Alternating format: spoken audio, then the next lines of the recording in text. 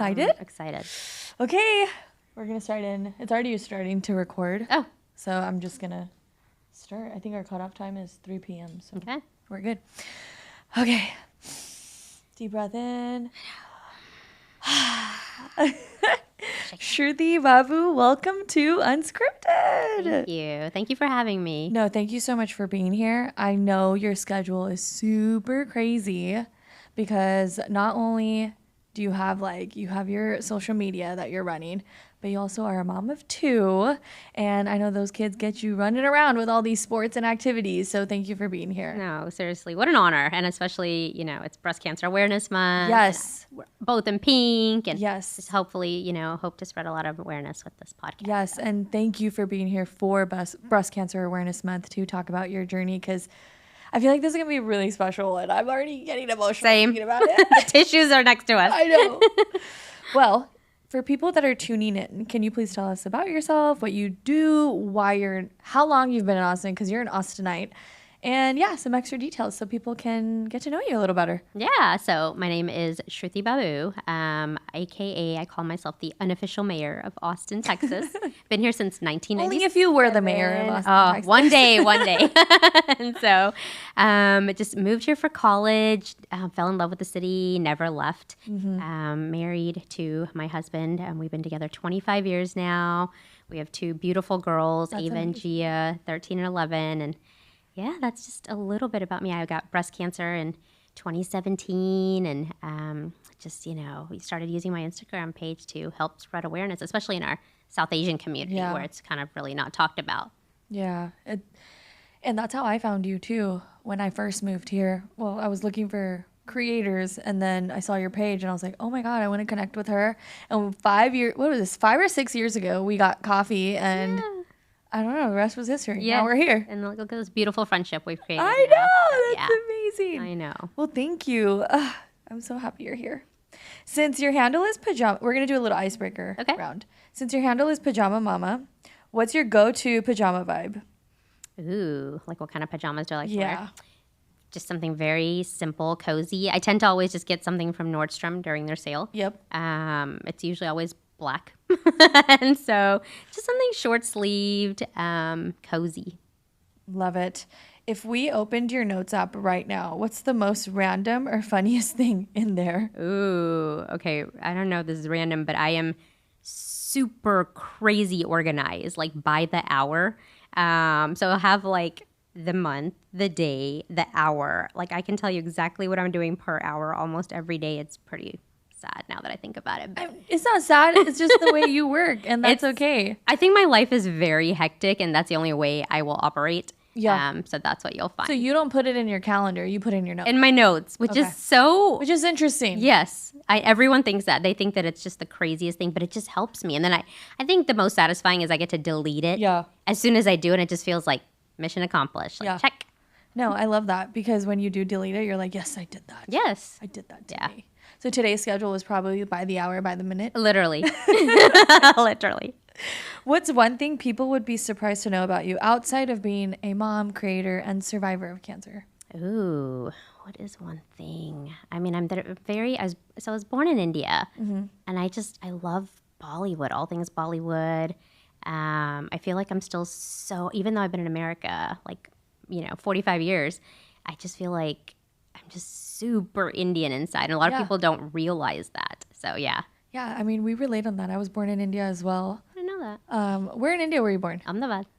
Really? Yeah. I was born in Bardoli. Oh, yeah? Both in Gujarat. Yep. Love that. We are both Gujaratis. So sometimes you'll hear me and Shruti just yapping in Gujarat. Yes, literally. I'm still coming over for curry butt one day. Yes. Happy to cook for you anytime. Yes. No, I love that. Okay, so now we can go into our main round. How you feeling? Good? Nervous. I'm nervous. It's been a very emotional month already. Yeah. And so I've been going live on my own Instagram page every single morning, with just, survivors, thrivers. I went live with my husband yesterday. I went live with my mother-in-law today. Yeah. Next week's going to be a lot of oncologists and, mammographers. And it's been it's the 3rd day of October, but it's been very emotional already, because just reliving all that over and over. I mean, it's been, since 2017, but it doesn't get easier Yeah. to share those stories. I'm sorry, I'm moving this pillow. I'm trying to get more comfortable. No, I understand. When you first received your diagnosis, what went through your mind in that exact moment? Oh man. Okay. So I was 38 years old and I was taking a shower one night and felt something as hard as a rock in my left breast. And I don't know about you, but it's not like I rub my breast every time I shower. So that was Yeah. very odd for me. And I felt it. And then I asked Amrit, I'm like, does this seem weird to you? The left breast was larger. Yeah. And it was such a weird thing. I was like, is that dried up breast milk? And after, going through that and then finding out, like, after that, I went for a mammogram, I went for a biopsy. They confirmed that it was cancer. The minute you hear the C word, that you have cancer, I think that to me was like, am I going to die? And it was so hard because I was 38, and my kids were 2 and 4. And Oh my God. the emotions were just like, I don't want to die. My kids are so little. I want to walk them down the aisle. I want to be there for college graduation. And you are here. I'm here. I'm here. here. Yes. Yes, and I'm here. Like, that's one of my things that I was like, yeah, if I'm going to be here, I'm going to be here now. Yeah. Yeah. Oh my God. That must have been so tough. It was hard. It was the week of Diwali too, right? I was planning a huge Diwali party. And it was just so many emotions all at once. Like, there was no way in the world, I thought at 38 and, supposedly no family history of that I would get diagnosed, you know? So, yeah. How did the people around you, like in your close circle, take the news? There were, let's start with family. Yeah. There were things that were said, and so I thought the right thing to do was start calling close friends and family. And very soon I started to realize that might have not been the smartest thing to do. I called, immediate family members, and they said stuff to me like, the number one thing that our community said to me is, don't tell anyone. So you're calling people to tell them that you have cancer, and instead of like being there for you, the first thing they tell you is not tell anybody. Yes. They don't say, oh my God, I'm so sorry. No. Shut up. Yeah. And it was so heartbreaking. These are immediate family members, like good friends, but it's just such a stigma in the South Asian community. And it hurt me so bad. And I did that because I was like, Amrit and I decided, my husband and I decided we were going to go public with this information. When I first was diagnosed, I was desperately searching for a 38-year-old mom, 2 small kids, Indian. Who's also going through something similar. Right. Nobody. I couldn't find anyone. So when everyone started telling me don't tell anyone, I actually looked into my husband's eyes and I'm like, hey, can I go public with this, start an Instagram page and share this? Because there is clearly, this needs to be talked about, And he was so supportive. He was like, if you think it's going to be more helpful than hurtful, do it. Which, like, what amazing support, from especially an Indian man who very easily could have been like, hey, no. Who doesn't let you shy away from this and take it. Yeah. God, I'm so sorry. No, and then what did you react when they told you don't tell anyone? Yeah, it was hard. I was just like shocked. That's not what I wanted to hear. You're like, what the hell? I'm telling you, I'm going through something life-changing, life or death. Yeah. And what? Well, so my girls were 2 and 4 when I was going through this. And besides the don't tell anyone, I remember, I'm going to say this without trying to cry. Someone told me nobody's going to marry my daughters. And I'm like, what? Like, how does that even make sense? Yeah. I was just like, are you serious right now? Yeah. Like, what? Like, these are the things people are telling me. Don't tell anyone. Hey, no one will ever marry your daughters now. Like, things like that. And that was so hurtful. And that's when I realized, like, I thought I was doing the right thing by telling everyone. And now I'm like, it's not who you tell. You don't have to tell everyone. You need to find the proper people. You need to start building your team of people that are going to support you, because cancer, it's now for the rest of my life. Even though I'm cancer free, I'm still going to appointments, going to scans, going to MRIs, going to CT. You have to make sure it's not come back. Yes. Right? And so it's been interesting because you realize very quickly who you want to be around and who you don't, and that's so important during that time, that the positivity. I can't stress that enough, right? Yeah. Like I always tell people that call me that say they have cancer, I'm like, hey, make sure you're always around happy, positive people, listening to happy music, watching happy movies, because 50% of fighting cancer is your mentality. Yep. And my doctors have told me that too. I thought I was just spreading that. And my doctor's like, no, you're absolutely right. And so I think that was huge for me, so. Yeah, I mean, talking about it, sharing it, that's the only way you build a community and you find your people, right? Yeah. So that's the thing about our South Asian community, which I feel so sad even saying, but they need to get it together. Yeah, yeah. They don't like talking about mental health issues. They don't like talking about serious diagnoses like cancer. They just don't like talking about anything serious. Yeah. And I hate that you went through that. But I'm also glad that you were able to find your people through it. No, for sure. Because that is not easy. And I'm really, really sorry that people said that to you. Thank and you. I hope you don't talk to them ever again. I don't. Or send them my way. Send them my way. We can have a chat about it. Because how can they say that? Yeah. That is crazy. I could write a book with the things people have said to me. It's wild. What's the wildest thing besides those two? I mean, the most hurtful was that no one will marry your daughters. Which is crazy. And then the don't tell anyone was so many people, right? It wasn't just 1, 2. It was probably 20, 30. It was just the first things out of their mouth. And I was like, this has got to change. What do you mean, don't tell anyone, I've had people who are like, you're not going to do chemotherapy, right? Like, we're Indian, right? So turmeric is life. And so they're like, just take turmeric. That's not the solution. Yeah. Okay, if that was the solution to cancer, Right. you don't think we would have solved it by now? Right. Someone could be very rich with that information right now. I mean, that's I've gotten tons or like, hey, just eat a lot of ice cream. That'll make you feel better. And then they were like, no, that might give you diabetes. Like the stuff they're saying, I'm like, you have to listen to yourself, auntie. I'm literally like, what the hell? Were random people calling you too? Yeah. Oh my God. Yeah. Hey, I just heard about your diagnosis. You should do this, this, and that. Yeah. A lot of unsolicited advice for sure. Sure. Did you block them after? After a while, Amra took my phone away. Oh, good. Yeah. He was just like, you can't, I'll filter these calls out for you. No, it's kind of insane. Like you're already going through something so, so difficult. Yeah. And then there's these people telling you that are not medical professionals telling you what to do is crazy to me. It is. But then they don't want you to talk to anyone about it. Yeah. Make it make sense. I know. None of it makes sense. Oh my God. As a mom, how'd you navigate being present for your kids while also taking care of your health during this time? That was hard. Yeah. That was hard. My kids were 2 and 4. It was so hard because I was physically, I looked different. And so they saw me lose my eyebrows, my eyelashes, my hair. I bought wigs, but didn't still quite look like me. So even though they were young, they still understood.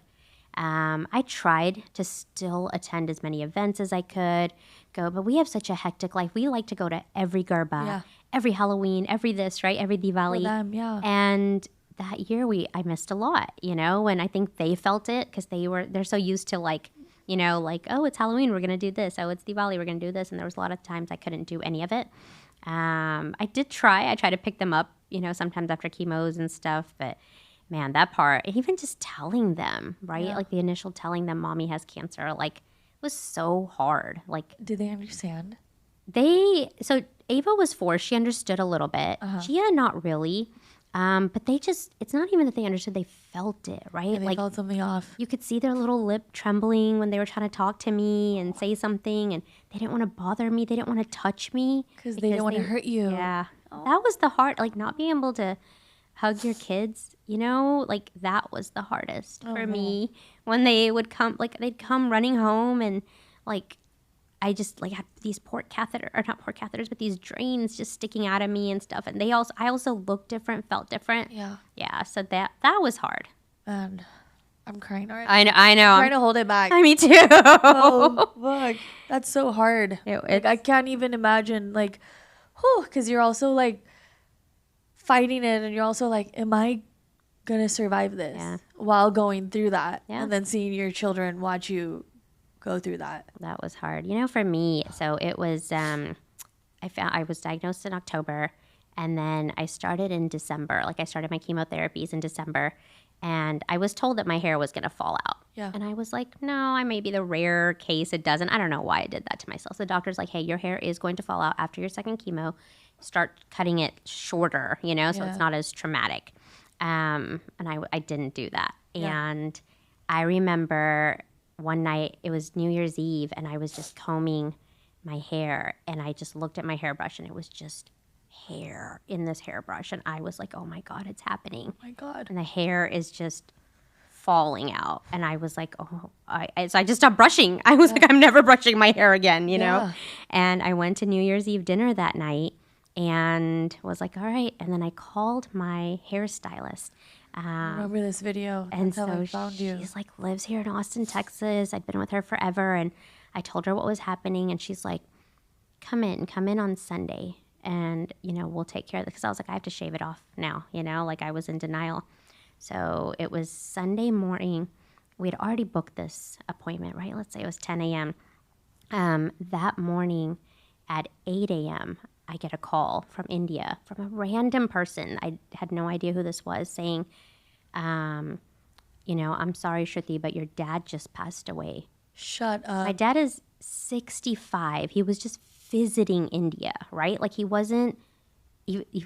Like it wasn't like he was old or whatever. And I'm like, what? You're lying. And so I am about to go get my head shaved. I am like, so I call my oncologist and I was like, hey, I have to go to India. And he was like, I can't let you get on that plane. You will die. Oh my God. And I was like, I have to say goodbye to my dad, And so it was the hardest thing I've ever done in my life. Give you a hug. Oh my God. I'm so sorry.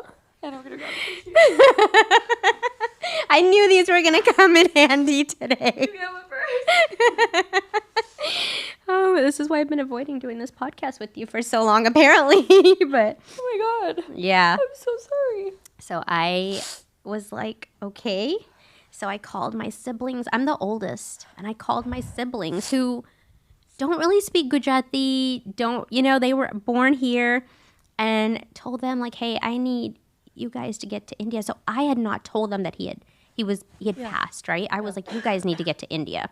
And they were like, okay. And my sister just had a baby and they moved away. And so Oh my God. I'm so sorry. I'm sorry, guys. No. Thank you so much for sharing this because it's so vulnerable. And Yeah. I'm so sorry.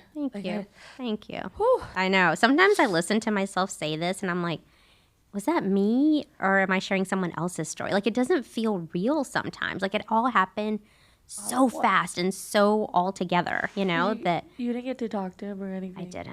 I didn't, and he was, it was hard. I don't have any other words, but I remember that my brother and sister landed there and they still had no idea. And they were like, hey, we just landed. We're going to go get dinner. And Yeah. I was like, no, you guys go straight to the hospital. Yeah, and they yeah, were yeah. like, okay. And I was like, don't wait around because they were waiting. Everybody in the hospital was waiting to, until a family member got there. And, when they got there, they told me, and it happened so fast. They immediately cremated him. They FaceTimed me. Yeah. Here I am bald, watching my dad get cremated, all to share this story that day that I went to shave my head. Is what this was also going on. Same day, right? And while I'm in the chair, I had my 2 and 4-year-old Yeah. shave my head. I had my husband shave saw my that, head. yeah.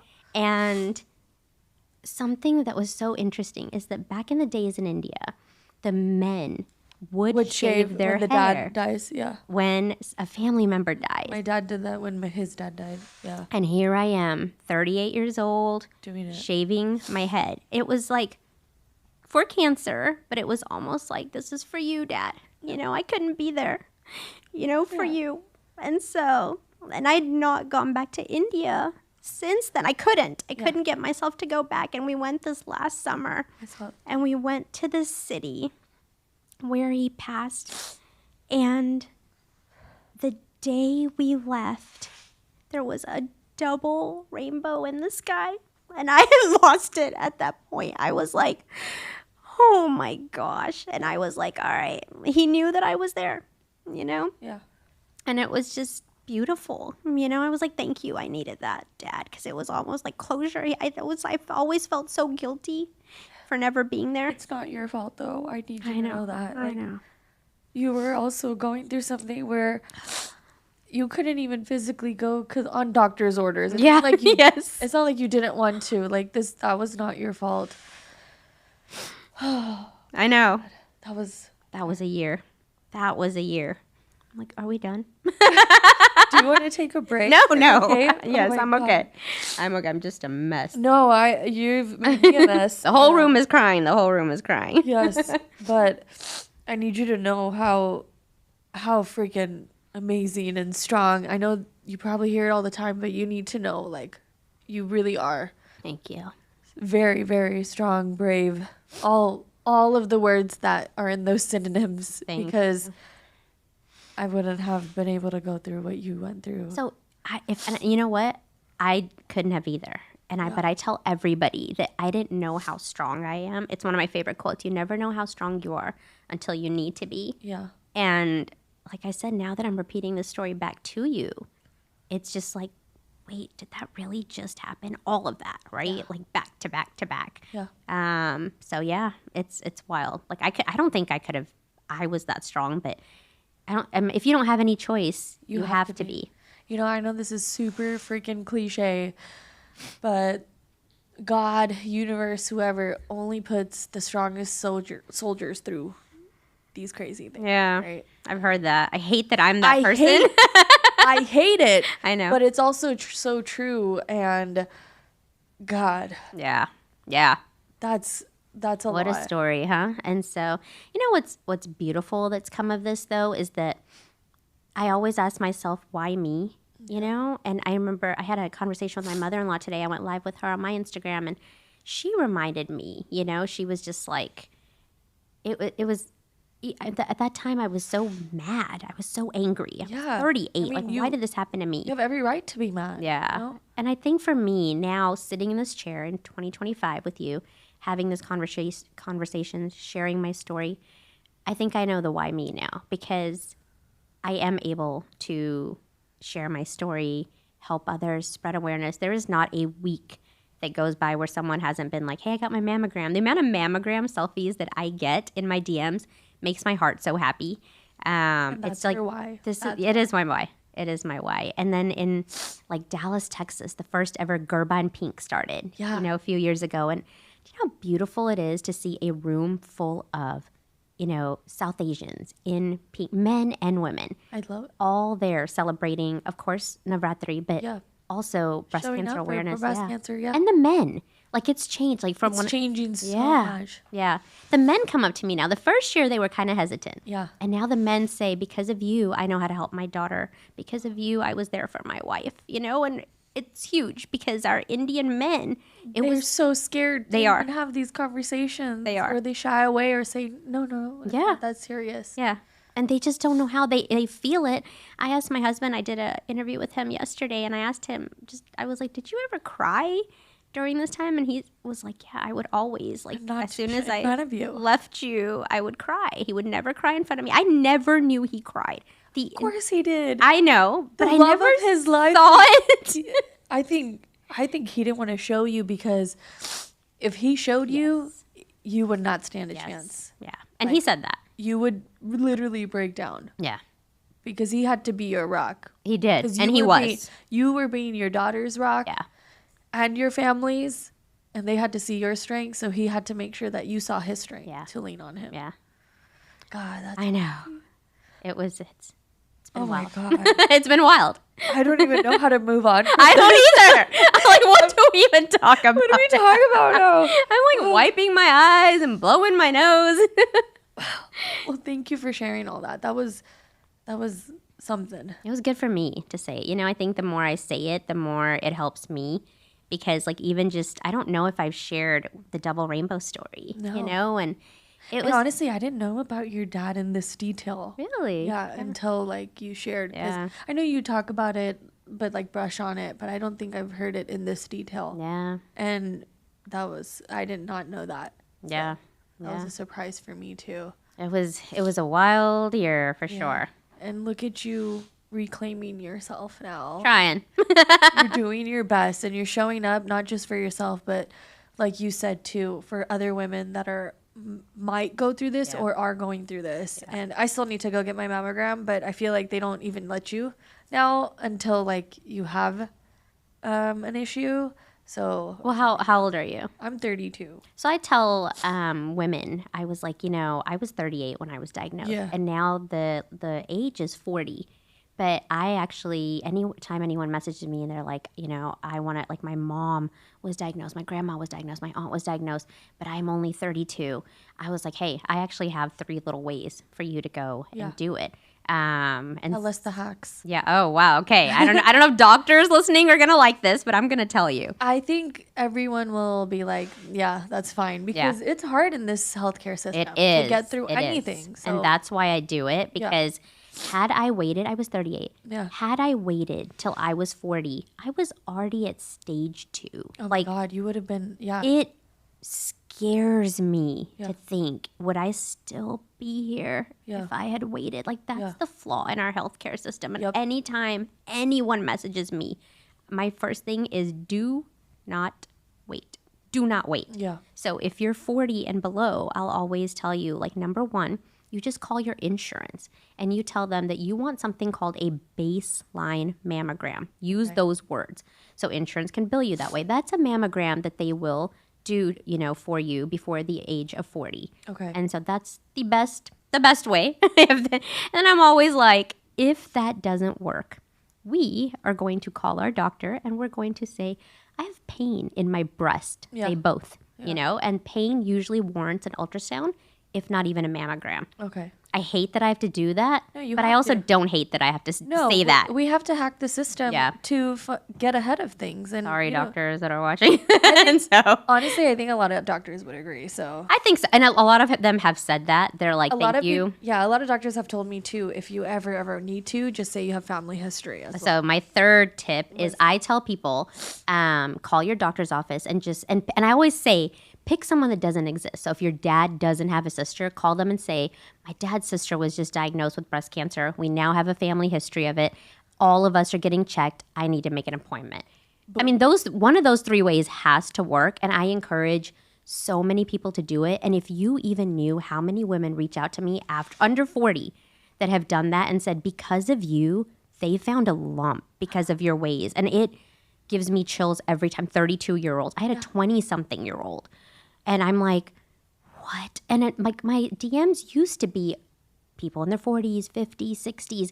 Now it's 20s and 30s, 20s and 30s, 20s and 30s. Oh my God. So sorry, not sorry that I tell people to do these 3 things, Don't be sorry. You're saving lives. I hope so. You really are. So. Yeah. You're helping a lot of young women. Thank you. Including myself, which I'm going to do this. We'll talk about that later.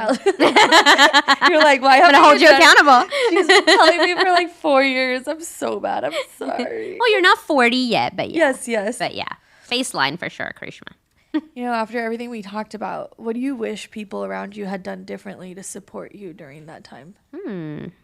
So, okay, if I'm going to answer this honestly, at that time, I was just very angry, right? And I think I had a lot of expectations from people. Like, I expected them to say certain things or just show up for me in certain ways. And I was kind of young and naive. And, so that's how I'd answer that. But if I can just tell you right now, knowing all that, I think everyone did show up for me the best way they could. My mother-in-law, right?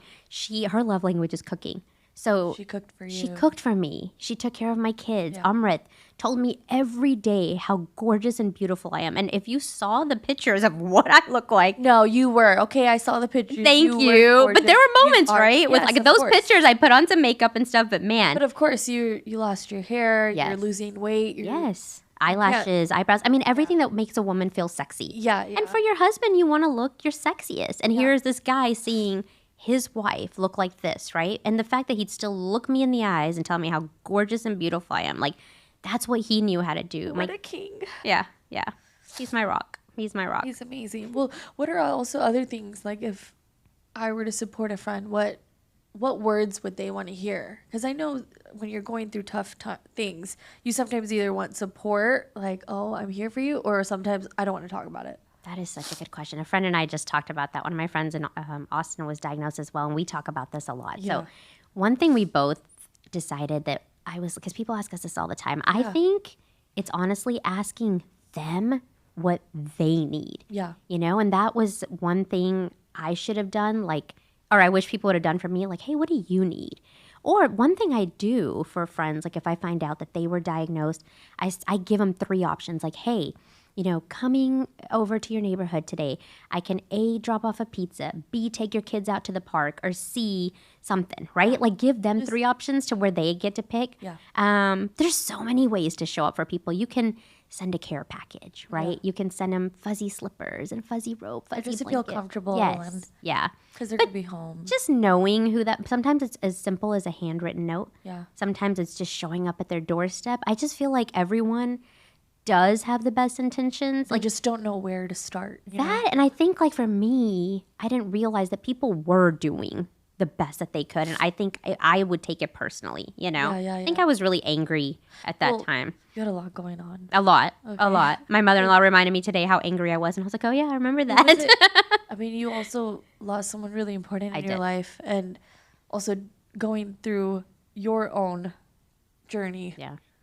That was a lot. Yeah. Like no normal person can deal the same, like you were going through a lot. Yeah. And you had every right to be angry at the world, at whatever that was coming at your way. It was the one of the hardest moments. I've never shared this with anyone, is that when my mom, sister, brother, everybody arrived from India, they brought me back this, my dad was really big into Ayurvedic stuff, and he didn't believe in Western medicine. And so there's this package, it still sits on my nightstand, that he sent for me to after treatment and everything, that drink this, it'll make you feel better. I've never touched it or opened it, but that's my dad, That's your reminder. And so that right there, I said earlier today, I was like, our family is not a family that says I love you. Yes. But they show their love languages. My dad's was here, and I'm still gonna be here for you. Yeah. I know. I've cried this entire. No, you didn't. You have every right. Thank this you. is a safe space. Thank you. But no, I think that's beautiful that he was still thinking of you no matter what. Yeah. I thought that was so sweet. And I was like, wow, I can't believe this is what he's doing, And so, yeah. Yeah. Yeah. Was there a moment during recovery where you finally felt like, I'm reclaiming myself? Yeah. It was actually in the beginning, believe it or not. So I found out that I was diagnosed and went to go see a breast surgeon. And that was a whole story on its own. That was such a mess. The first person, imagine you find out on a Sunday night that you are diagnosed with cancer. Monday morning, you go see the first doctor of your whole treatment, and it's a man. And I walk in the room, and I'm in the in his exam room. I'm on the exam table. He walks in, Amrit's in there too, and he looks me in the eye and says, well, at least now you'll finally get the boobs you've always wanted. Shut up. First person. And I was like, excuse me? Did I mishear this? I literally left the room. And I would too. Yeah, I left. And I left poor Amrit in there. And he came out into the lobby and he's like, Shruti, he is the best. And he was supposedly the best in Austin. And I was like, he is not the best. He is the worst. And you find me a woman. Yes. And so I'm like, no, And so that, after that experience and then seeing doctors after that, I went to see my oncologist, who I'm still with to this day, Dr. Chada here in Austin. I love him. I went to go see him. And this was going to be the man that had all the answers, right? He was going to tell me what stage, everything. He knew everything about my cancer. So I walk into his office and I just look at him and I'm like, am I going to die? And he just looks me straight in the eyes with the biggest smile and says, no way. And at that moment, that's when you feel his words. When you think you're going to die, but then someone tells you you're not going to die, you decide right then and there that you are going to live with that capital LIVE. Yep. Yes. And I decided from that moment, if I'm going to live, I'm really going to live, And so, yeah, that was probably the moment. Hell yeah, we love Doctor. What was his name? Chada. Chada. Yeah, he's the best. He is the best. Yes, Doctor. What is this journey? What did this journey teach you about resilience and self-love? I mean, no, well, self-love is also self-care to me. Yeah, you know, and I don't. So I guess I should also say that, like, you know, I found my lump, but because I had kids, I neglected all my doctor's appointments for 2 years, and that's one thing that I've learned is that had I not missed, I wonder if I had caught my cancer earlier. So self-love, like I wish I would have loved myself as much as I loved taking those kids to they never missed any appointments, right? Yeah. They went to every doctor, every dentist. My husband I was on top of everyone's schedule but my own. Yeah. And that's what hurts me, you know, is that I didn't take care of myself. And well, now you do. I do a little too much. Never too much. Never too much. You're right. You're never too much. Looking back on this journey, what's one thing you're most proud of? I think deciding to open up and just talk about it. I think that's huge, especially in our community. Yes. You know, I think that was big for me because I found that there wasn't anyone in 2017 that I had found, especially on Instagram, that had did this. So I don't know if I'm saying this and this is accurate, but I sometimes, like I say, I was the first to get on there and share my story in the way that I shared every chemotherapy, every surgery. Person I've ever seen. Yeah, me too. Yeah. So it counts for me. Yeah.